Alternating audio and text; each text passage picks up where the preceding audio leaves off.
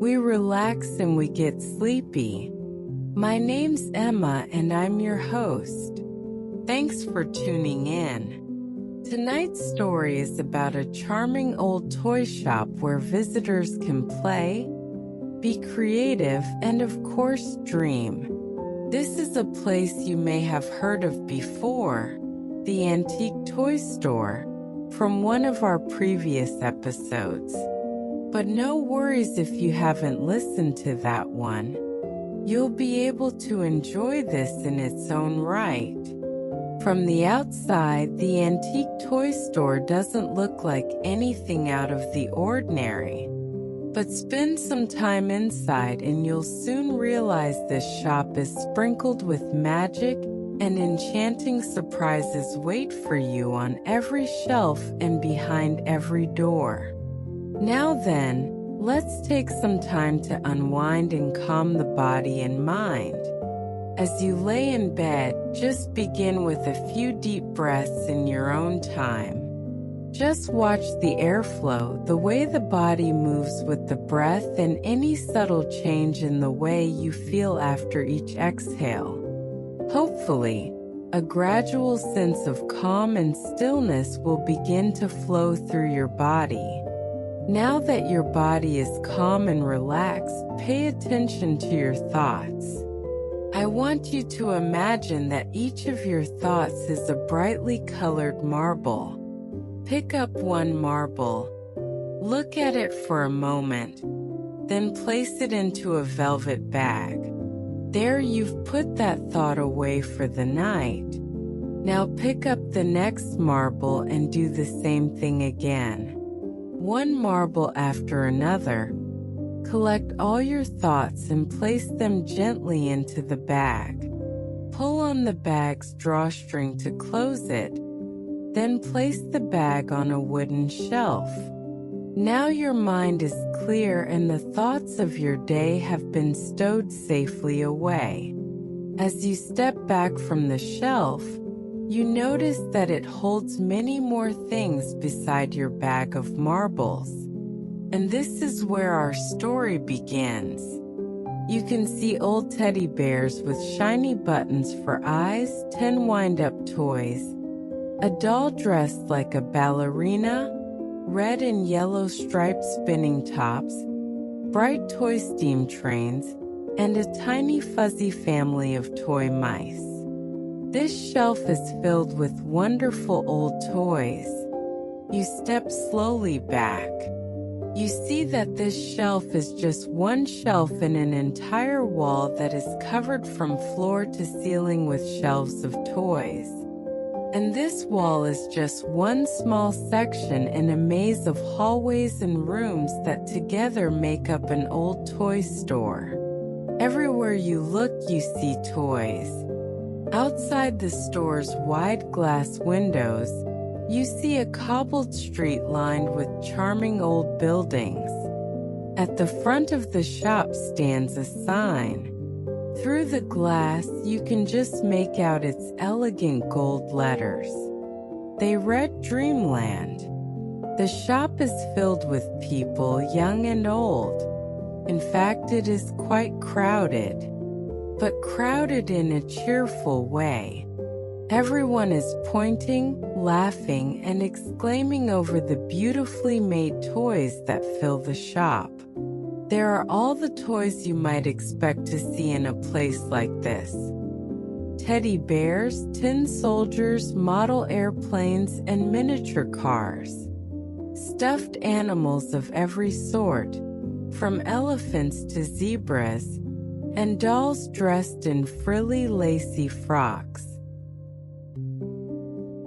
But there are other toys too, the likes of which you have never seen before.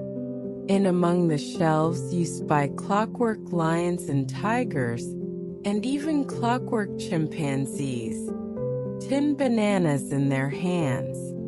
You open a music box expecting to find a spinning doll inside, but instead you find an entire underwater scene, with slippery clockwork whales and fish and eels, all swimming in a tiny ocean. You see wooden rocking horses and beside them a herd of rocking unicorns with tails that sparkle and horns carved from shiny gold. You come across one barrel labeled simply "Magic Eggs." When you peer inside, you see eggs of all shapes and sizes. Some are speckled, some are sparkly, and some are wobbling to and fro as if they are about to hatch.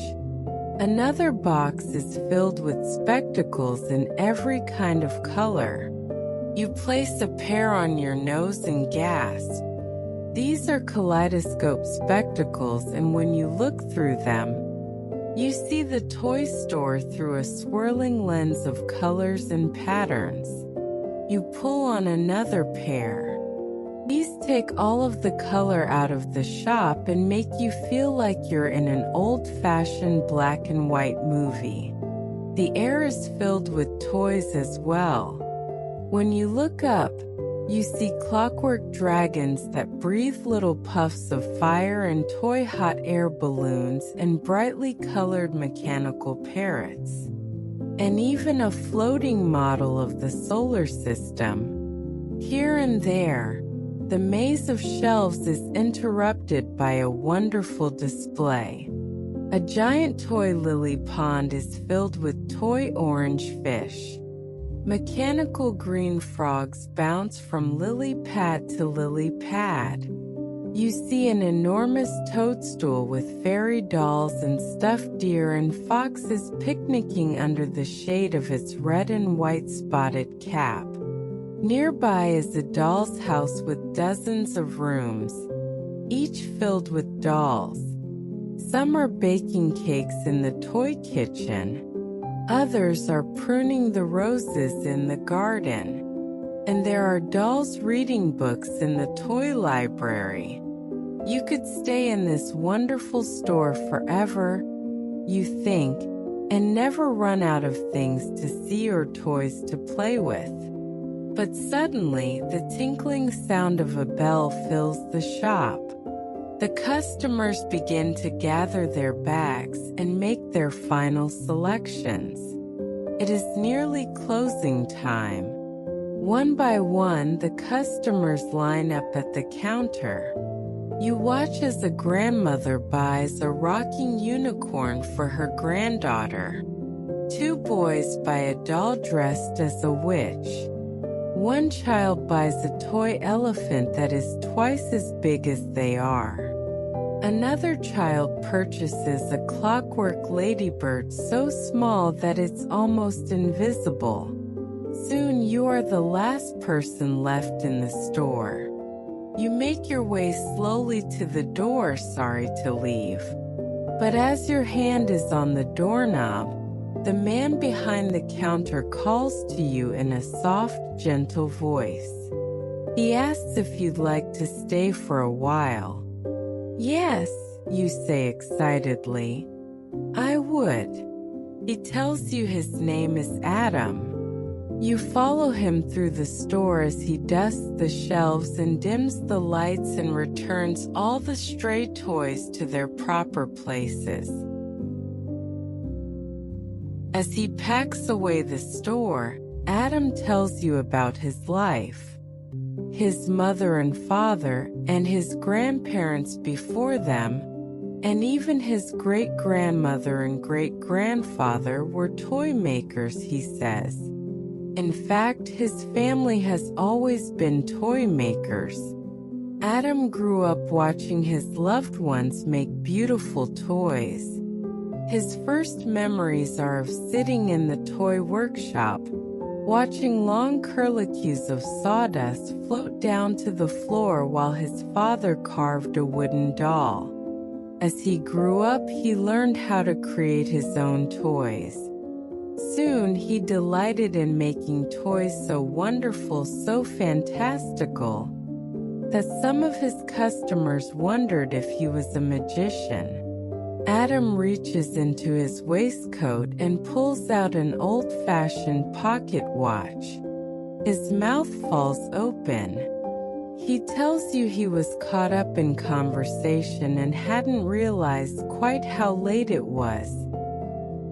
He has tickets to see the orchestra and he must leave now or he won't make it to the concert in time. But there's one very important job that still needs to be done in the toy store. He looks at you and lifts an eyebrow. Would you be able to do this job for me? You nod agreeingly. You're happy to help Adam. He leads you to the counter and takes a heavy brass key from behind the till. He opens a padlock drawer and pulls out a sack tied with a ribbon. Stenciled letters across the front of the sack read, "Sleep Dust." "Every night," explains Adam, "I sprinkle sleep dust over the toys to put them to bed. If they don't get enough sleep, the toys won't wake up bright and shiny, all ready for the children to come and play with them tomorrow. All you need to do," says Adam, "is sprinkle a tiny bit of sleep dust into your open palm, then gently blow it over the toys. Within seconds, they will be fast asleep." Adam thanks you for doing this job for him, then leaves you holding the sack of sleep dust. On his way out the door, he turns to you with a wink and says that before you put the toys to bed, you're welcome to play with anything in the shop. Then he sets off to the concert. You hear him walk down the street, humming a few bars of classical.